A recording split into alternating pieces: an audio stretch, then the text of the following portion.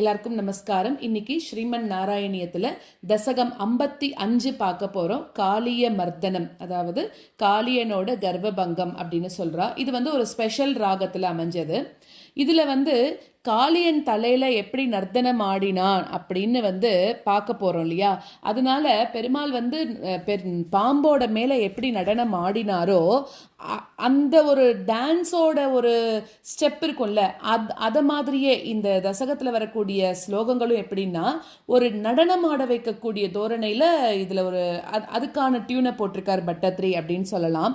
So குருவாயூரில் டைரக்டாக இவர் என்னன்னாக்க எப்படி பாம்பு மேலே இவர் ஆடிருப்பார் அப்படின்னு யோசிச்சுட்டே இருக்கார் பட்டத்ரி. அப்போ பெருமாள் என்ன பண்ணுறாருன்னா குருவாயூரில் டைரக்டாக பாம்பு மேலே நர்த்தனம் ஆடி காமிக்கிறாராம். ஸோ கண்ணெதிரில் பார்க்குறார். அப்படி நேர பார்த்த அனுபவத்தை தான் இதுல இந்த தசகத்துல எழுதுறார். அதை தான் நம்ம இப்ப பார்க்க போறோம். ஃபர்ஸ்ட் ஸ்லோகத்தில் என்ன சொல்றார் அப்படின்னாக்க, நீ யமுனை நீர்ல இருக்கக்கூடிய அந்த கொடிய பாம்பா இருக்கக்கூடிய அந்த காளியன் இருக்கா இல்லையா, அந்த அந்த பாம்பை அந்த இடத்துல இருந்து நீ அகற்றணும் அப்படின்னு நீ முடிவு பண்ண அப்படின்றா. ஏன்னா போன தசகத்துல நம்ம பார்த்தோம் இல்லையா, அதாவது அந்த இடத்துல ஒரு காளியன் ஒரு பாம்பு இருக்கு அப்படிங்கறத முன்னாடி ஒரு ஹிண்ட் மாதிரி நம்மளுக்கு சொன்னார் இல்லையா போன தசகத்துல பார்க்கும்போது. ஏன்னா அந்த இடத்துல அந்த பாம்பு நிறைய விஷத்தெல்லாம் கக்கறது, அங்க இருக்கக்கூடிய பசுக்கள்லாம் செத்து போறது, மனுஷாளுக்கெல்லாம் நிறைய கஷ்டம் வருதுன்னு சொன்னா இல்லையா. ஸோ இப்ப பெருமாள் என்ன யோசிக்கிறாராம், அந்த பாம்பை நம்ம எப்படியாவது அகற்றிடணும், அங்கேருந்து விரட்டணும் அப்படின்னு முடிவு பண்றாராம். அதனால என்ன பண்றாருன்னா அந்த நிறைய அந்த ஆத்தங்கரையில நச்சு காத்துனால நிறைய இதெல்லாம் இலைகள்லாம் இருக்கும்ல, ரொம்ப ட்ரை ஆகி இருக்கும்ல, அந்த இலையோட அந்த கூட்டத்தோட இருக்கக்கூடிய அந்த கதம்ப மரம், அங்க ஒரு நல்ல கதம்ப மரம் இருக்கு. அது என்ன ஆயிடுத்து, இப்ப இந்த விஷம் கலந்த காற்றுனால அது வெறும அந்த நதியை மட்டும் அதை விஷமாக்கல, சுத்துப்புறம் எல்லாத்தையும் அந்த காளியனோட விஷம் பரவிடுதான். ஸோ அதனால அந்த கதம்ப மரமும் நன்னா பட்டு போயிருக்கு. ஸோ இப்ப என்ன ஆயிருக்கு அப்படின்னாக்க, அந்த கதம்ப மரத்து மேல நீ ஏறுற, பெருமாள் அந்த கதம்ப மரத்து மேல ஏறுறாராம். அடுத்ததாக இப்போ அந்த கதம்ப மரம் நன்னா வாடி இருக்கு. பெருமாளோட திருவடி எப்படி இருக்குன்னா தாமரை மலர் மாதிரி இருக்கக்கூடிய ரொம்ப மிருதுவான திருவடிகள்னால அந்த மரத்து மேல ஏறுறாராம். அதுக்கப்புறமா என்ன ஆகுறதுன்னா அந்த மடு இருக்கு இல்லையா, அதாவது அந்த ஒரு நதி, அந்த ஒரு குளம் குட்டை சொல்றோம் இல்லையா, அந்த இடத்துல பெருமாள் என்ன பண்றார், அந்த மரத்திலிருந்து தாவி குதிக்கிறாராம். நடுவுல ரொம்ப தூரத்துல இருந்து தாவி குதிக்கிறார் அப்படின்னு சொல்றார். அதாவது புதுசா துளிர் போல இருக்கக்கூடிய அந்த திருவடியை வச்ச உடனே அந்த மரம் அப்படியே துளிர் விட்டுடுத்தான். அப்போ நடுவுல குதிக்கிறார். அப்போ அந்த இடத்துல அலைகள் எல்லாம் சூழ்ந்துடுத்தான். அடுத்தது 3வது ஸ்லோகத்துல 3 உலகங்களையும் தாங்கக்கூடிய அந்த ஒன்னோட சுமை, நீ என்ன பண்ற, பெருமாள் 3 உலகங்களையும் தனக்குள்ள அடக்கி வச்சுருக்காரு இல்லையா. அப்ப பெருமாளோட சுமை எவ்வளவு பெருசா இருக்கும். அந்த சுமையை தாங்க முடியாம பெருமாள் குதிச்ச உடனே என்ன ஆகுறதான், அந்த யமுனை ஆறு அப்படியே கலங்கி போயிடுதான் அந்த இடத்துல. அப்போ என்ன ஆகுறது, அதோட தண்ணி மேல ஒரு பெரிய இறைச்சலோட நிறைய பெரிய மேல மேல அந்த கரையவே மூழ்கடிச்சுதான். ஸோ அதாவது 600 ஃபீட் 600 அடி சுற்றளவுக்கு அந்த யமுனை நீர் தெளிச்சுது அப்படிங்கிறா. அப்போ தன்னோட திருமேனி சம்பந்தம் கிடைச்ச உடனே அந்த யமுனையும் தூய்மையாயிடுத்து அப்படிங்கிற மாதிரியே நம்ம எடுத்துக்கலாம். அடுத்தது 4வது ஸ்லோகத்துல அப்போ திக்கு திசைகள் எல்லாமே என்ன ஆயிடுத்துன்னா பெரிய பெரிய சுழல்கள், அது அந்த மடுவோட தண்ணீர்ல பொங்கி அதிகமான ஒரு இறைச்சல், பயங்கரமான சவுண்டு உண்டாச்சாம். அந்த ஒரு சத்தத்தை கேட்டு ரொம்ப பயம் கொண்ட அந்த பாம்புகளுக்கெல்லாம் தலைவனா இருக்கக்கூடிய காளியன் என்ன பண்றான் அப்படின்னா, தன்னையே மறந்து என்னடா இது நம்ம இருக்கிற இடத்துல இவ்வளோ பெரிய சத்தம் கேட்கறதே அப்படின்ட்டு அந்த இடத்துல தண்ணியிலிருந்து வெளியில உன் பக்கத்துல வரான் அப்படிங்கிறது 4வது ஸ்லோகம்.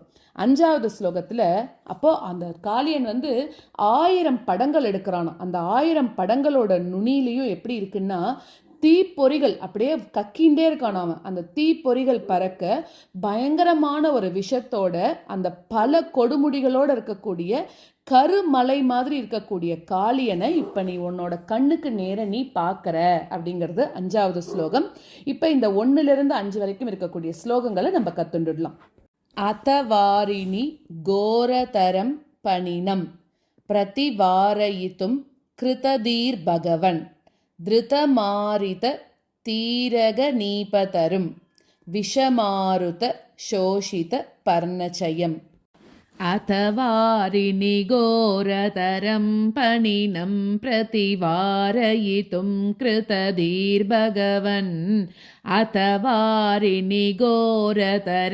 पणिनं प्रतिवारयितुं कृतधीर्भगवन् धृतमारिततीरगणीपतरुं विषमारुतशोषितपर्णचयं धृतमारिततीरगणीपतरुं विषमारुतशोषितपर्णचयम् अथ वारिनिघोरतरं पणिनं प्रतिवारयितुं कृतधीर्भगवन् धृतमारिततीरगणीपतरुं विषमारुतशोषितपर्णचयम् अथ वारिनिघोरतरं पणिनं प्रतिवारयितुं कृतधीर्भगवन् धृतमारिततीरगणीपतरुं विषमारुतशोषितपर्णचयम्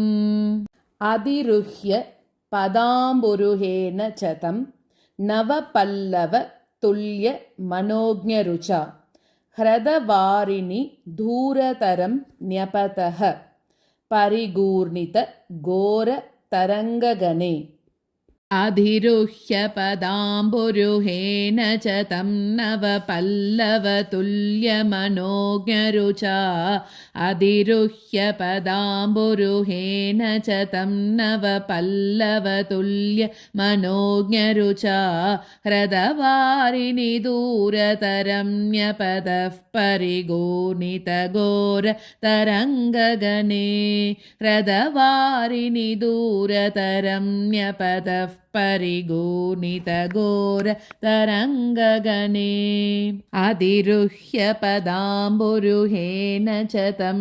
नवपल्लवतुल्यमनोज्ञरुचा ह्रदवारिणि दूरतरं न्यपतः परिगूर्णितघोरतरङ्गगणे अधिरुह्य पदाम्बुरुहेन च तं नवपल्लवतुल्यमनोज्ञरुचा ह्रदवारिणि दूरतरं न्यपतः परिगूर्णितघोरतरङ्गगणे भुवनत्रय भारभृतो भवतो गुरुभार विकम्पि विजृम्भिजला परिमज्जयति स्म धनुःशतकं तटिनी झटिति स्फुटघोषवती भुवनत्रयभारभृतो भवतो गुरुभारविकम्पि विजृम्भिजला भुवनत्रयभारभृतो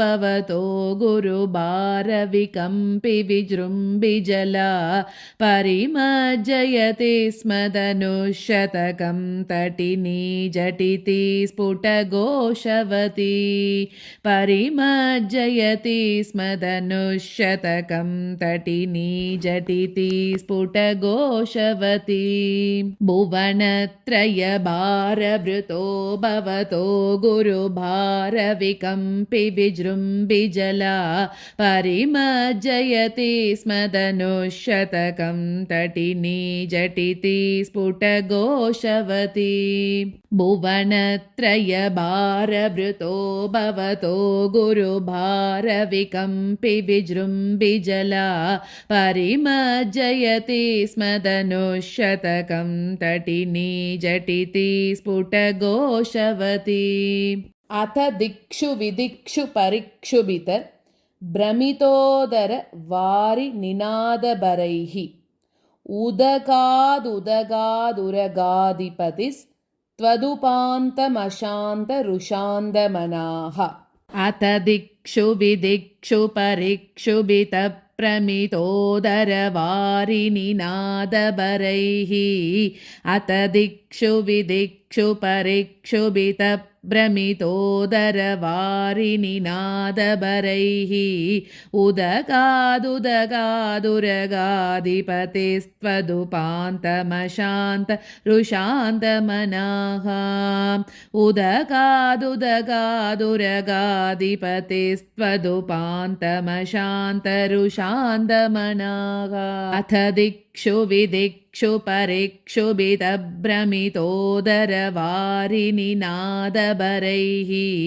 उदगादुदगादुरगाधिपतिस्त्वदुपान्तमशान्त रुषान्तमनाः अथ दिक्षु विदिक्षु परेक्षुभिदभ्रमितोदरवारिनिनादबरैः उदगादुदगादुरगाधिपतिस्त्वदुपान्तमशान्त रुषान्तमनाः पनशृङ्गसहस्रविनिसृमर ज्वलदग्निकनोग्र विशाम्बुधरं पुरतः पणिनं समलोकयथा बहुशृङ्गिनमञ्जनशैलमिव